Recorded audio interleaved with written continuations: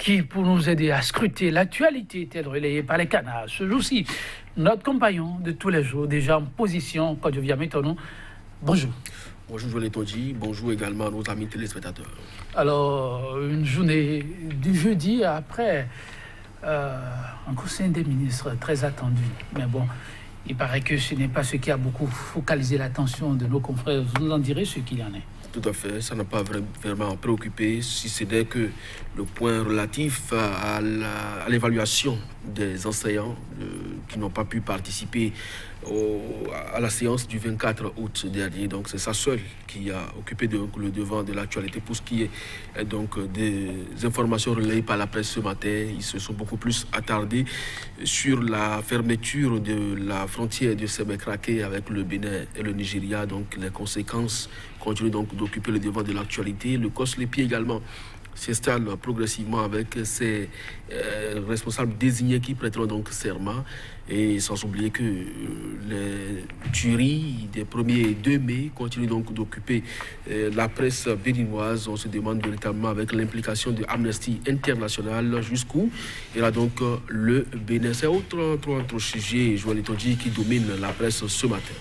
Alors, nous allons démarrer avec quel quotidien? L'Afrique en marche, qui parle donc de cette démocratie béninoise qui est, selon le journal, en danger. Eh bien, Joseph Diogbenou installe le COSLEPI, la rupture, mais ainsi la met sur le fichier électoral, constate le journal qui continue. Fermeture des frontières nigérianes.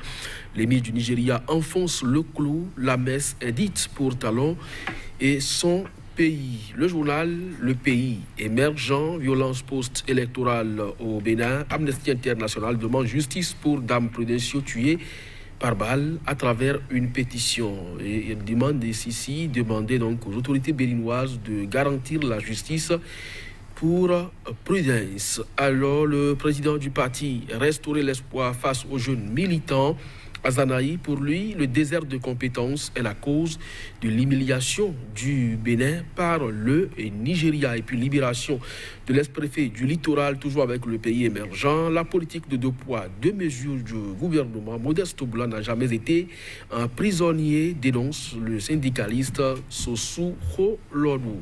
L'écho quotidien pour la présidente du comité de soutien aux détenus et exilés politiques du Bénin. Le Bénin de Patrice Talon bat des records, plus de 106 détenus politiques au Bénin, selon François Sossou Kholonou. Le journal Matin Libre sur un autre fait.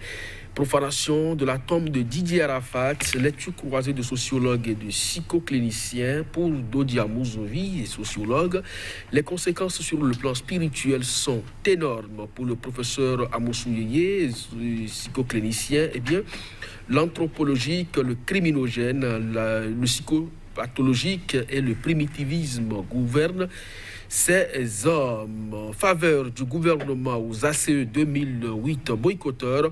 La CSTB désormais coincée, s'interroge le journal. Et puis exercer la phytothérapie, Raphaël Tidibé autorisé au Burundi.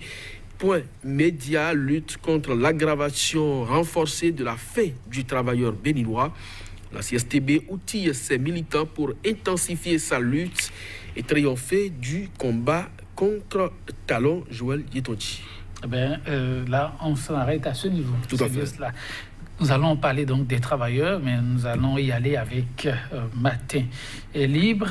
Faveur du gouvernement, écrivent nos confrères aux ACE 2008 boycotteurs. La CSTB, désormais coincée, s'interroge Matin Libre. Bon, vous avez la réponse déjà avec Point Média qui dit que la CSTB avec Kassamampo, donc, qui outille ses militants pour intensifier sa lutte et triompher du combat contre Talon. Et ce même journal, Point Média, de poursuivre nouvelle programmation de l'évaluation des enseignants. Le cinglant boycott force le gouvernement à aller au second tour.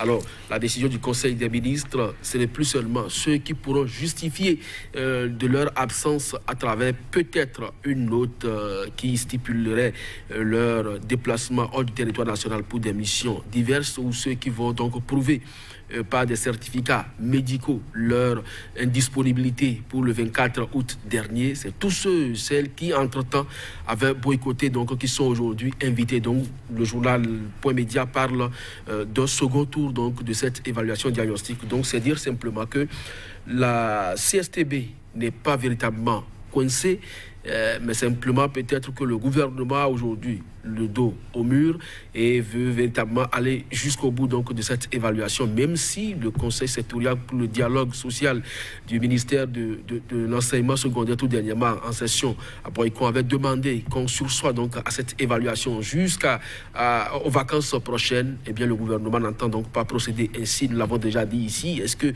véritablement le gouvernement, à travers donc les deux ministres de l'enseignement du maternel et primaire et secondaire, et en même temps leur chef, le chef de l'État Patrice Talon, pour donc entendre de cette oreille cette recommandation du CSDS. Mais voilà, donc le gouvernement, à travers donc le Conseil des ministres, invite donc tous les enseignants qui n'ont pas pu participer à l'évaluation du 24 à donc se rendre sur les lieux de composition pour pouvoir donc pour procéder donc au rattrapage. Donc la CSTB jusque-là n'est pas encore coincée, Joël Etonji.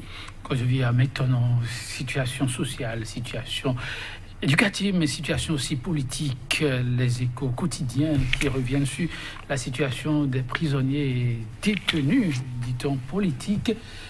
Parole à Sossou Kholon.